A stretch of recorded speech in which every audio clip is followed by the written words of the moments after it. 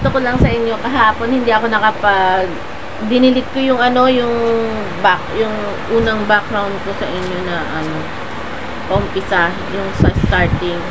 So ngayon ako mag-start.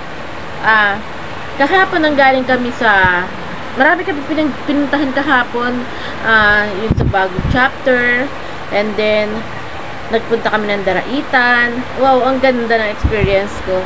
Pero hindi man namin nalibot maigi yung Daraitan kasi gabi na rin hapon na kami pumunta doon, hapon na nagkayayaan. So ngayon konti lang yung pinuntahan namin, baga sa bungad lang kami pumunta, tapos doon na lang kami kumain na lang kami doon ng mga cup noodles. So paano, baka humaba pa tong ko, starting ko tong intro ko, so punta na tayo doon. Kailangan na magsarap ka. Ayoko. Ngayon, eto na tayo. Papunta na tayo sa San Juan ba? San Juan. Rizal? Rizal pa rin. So, tingnan na lang natin yung daan ko na, ha?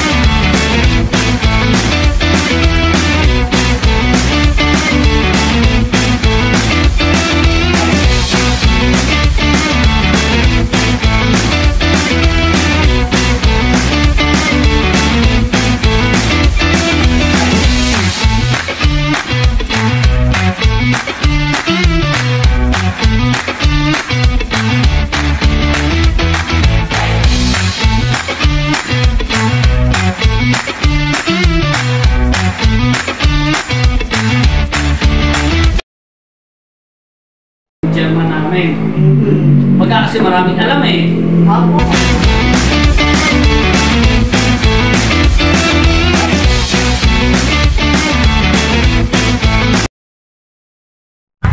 Nakatapos na kami dito sa isang pinuntahan namin. Ngayon ipapunta naman kami dito sa pababa. Sa Kalawis. Para may kakausapin din kami. So paano? Doon na lang pumuli. Una muna po yung magiging member. Ano po? So, ang kanilang mga halaman, ang gaganda. Oh, ang gaganda po ng mga halaman nila. Dito po kami sa may bagong chapter na itinatayo. Bali hindi ko po alam kung anong name ng lugar nila. Nakalimutan ko, Kalawis yata. Nandito naman kami. Susuporta rin. So, bali, nag-meeting na po doon sa loob para napag-uusapan po kung ano yung nila, yung mga pwedeng gawin. Ako naman po yung nandito sa labas at nagtitik ng mga halaman nila na pagkagaganda, diba? Ngayon, hinihintay ko na lang sila. Hindi na ako nakasama sa kanila sa loob.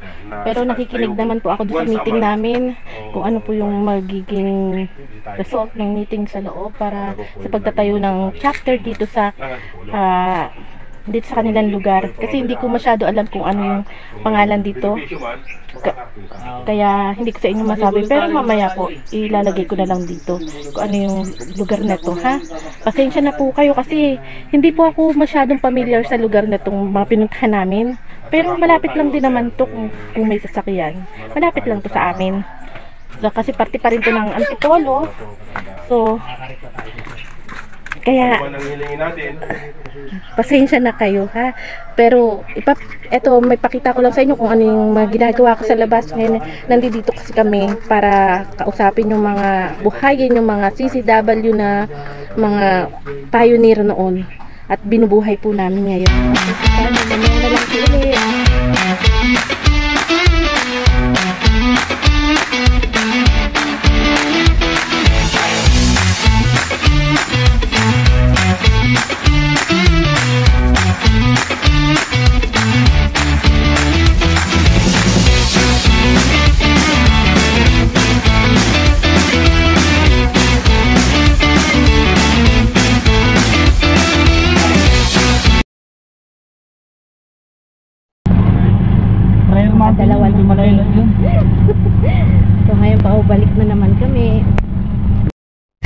ngayon, pauwi na kami. Tapos na yung aming mission.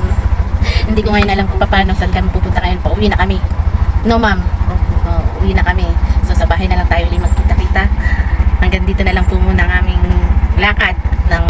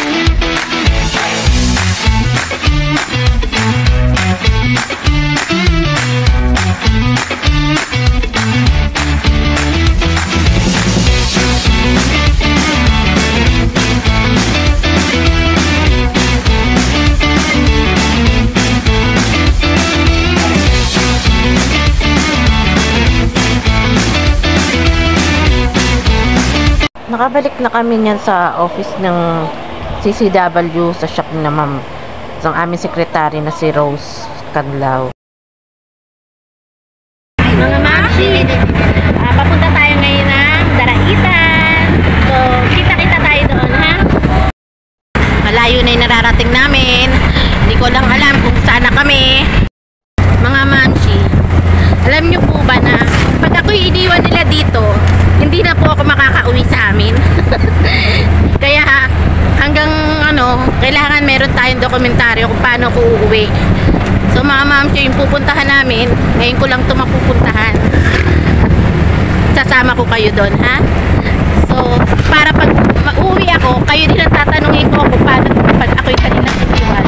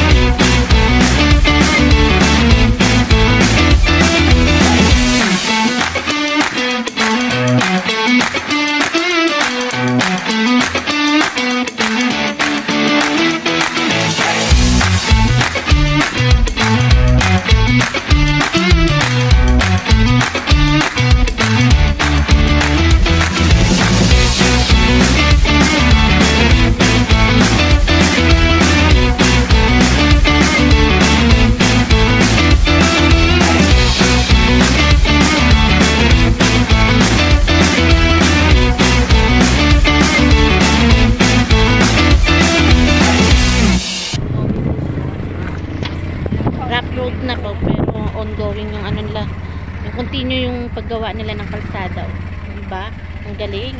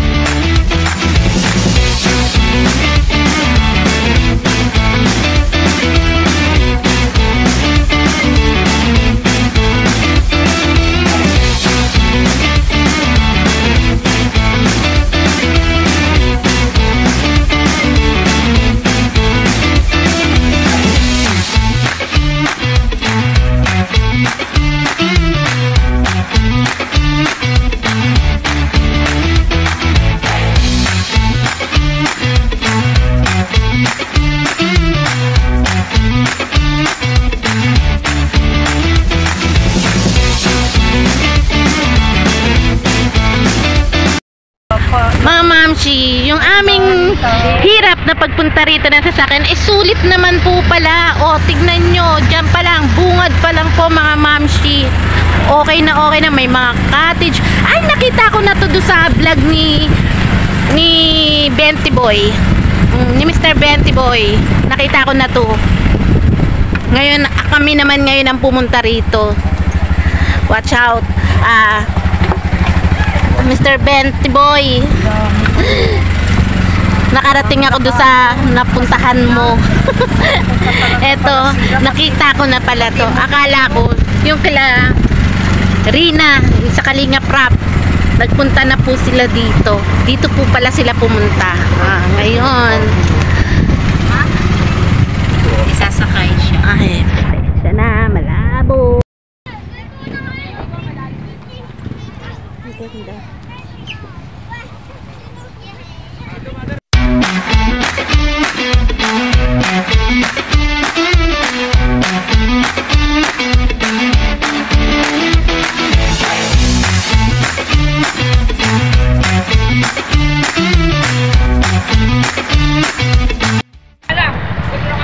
Andito na kami, kaya lang sabi nila bungad pa lang daw to, doon pa daw sa kabila ang papuntahan namin. So ngayon sabi ko, wait lang para maipakita ko sa inyo yung unahan pa lang pala ito, 'di ba? May mga cottage na rito. So hindi namin alam kung tutuloy pa kami doon kasi medyo napakaganda. Kung magmamasdan na yan, may mga bangka-bangka Kaya ano pa ang ginagawa ninyo? Tara na. Ayan.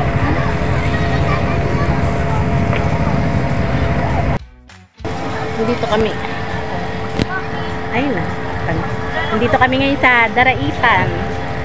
Hindi pa kami nakakapunta doon sa Dudo kasi nag-iisip pa kami dahil hapon na kami bumiyahe na hindi naman namin alam na ganito pa rin darat na namin ganito kaganda.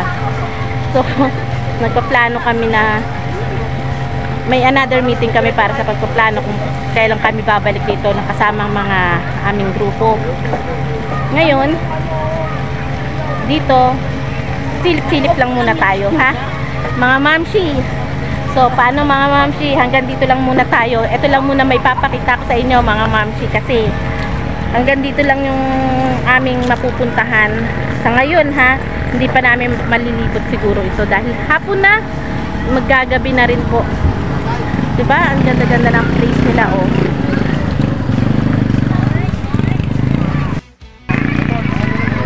Ayan, diba? Ayun ang aming si Ma'am Sara, ang aming admin, vice chairman. Wow! Diba, Woo!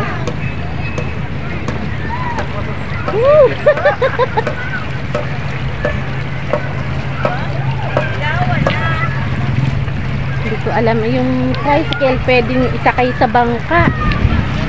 Dito lang ako nakakita ng tricycle na isinasakay sa bangka. Marami rin ako. Ano kaya doon yun, Tapos mayroon ditong tulay na may tulay dito na magtatawid para doon sa kabilang ibayo naman. Hindi kami makapunta doon kasi hindi ko alam sa kanila kung anong gagawin, Pero siguro sa susunod na aming pagpunta rito, eh malilibot natin to. Kasi ngayong hapon na po talaga dumating kami rito is ano na, hindi nakakayanin eh.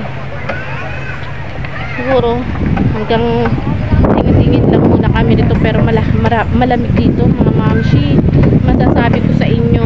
So tignan natin. Wow, o diba mga mamshi,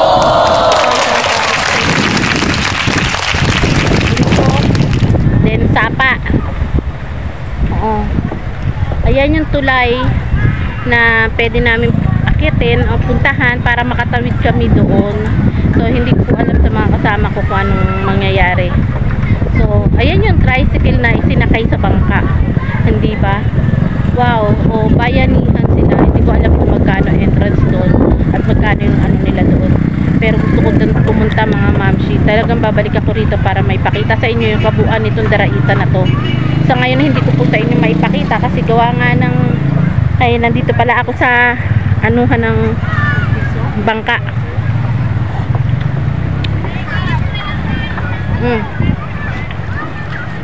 Ayan po sila. Ayan po yung bangka. Kasi yan ang kabuuan. Yung harapan lang po ito ng Daraitan. Bungad lang po ito ng Daraitan. Magkano ang ano ninyo sa bangka pagtawid? Ha? Magkano yung 10 piso? Pagtawid. 10 piso isang tao? Okay. Hanggang sa ano yan? Hanggang dyan lang sa pagtawid? Okay, oo. Magkano daw? 10. 10? Tapos babalik din. Na?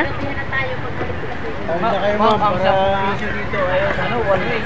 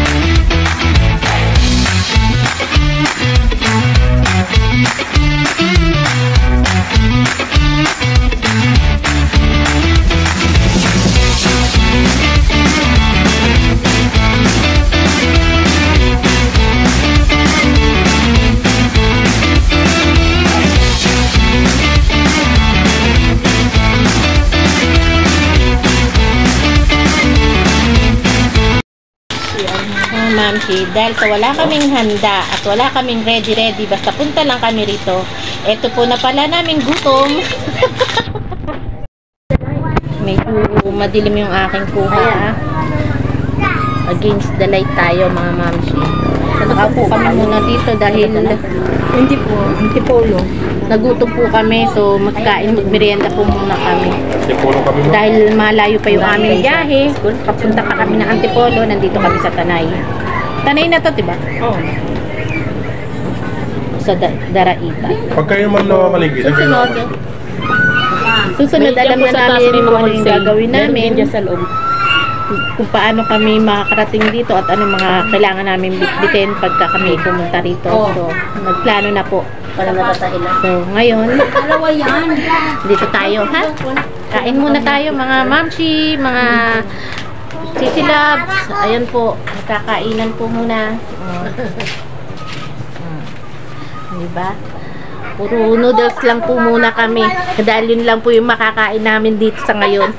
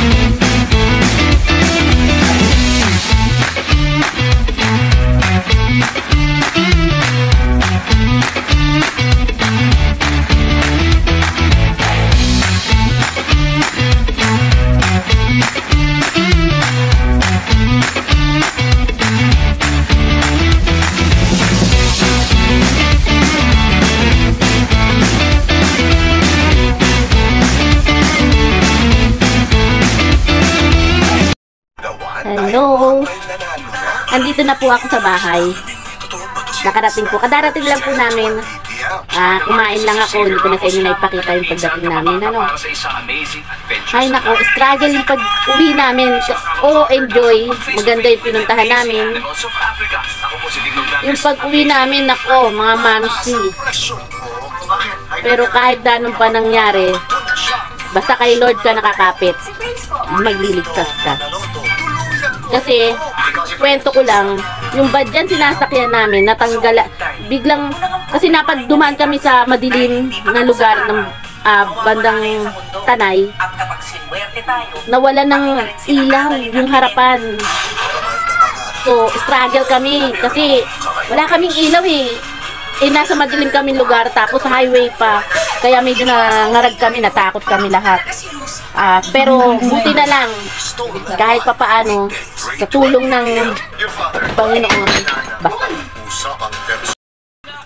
ng Panginoon, nakauwi pa rin kami kasi buti na lang, matalino si Sir Akal. Talagang hindi kami hinayaan na madisgrasya. At ngayon naman, pag-uwi namin, nagkakagulo ngayon dito. Medyo nagkakagulo. Kasi nabasag ng anak ko yung baso. Ayan po. Nabasag. Basag na basag. So, mga mamsi, paano? Hanggang dito na lang. Medyo mahaba na sobra yung video ko to. Mahirapan ako mag-edit na naman. Next time na lang ulit. Bye!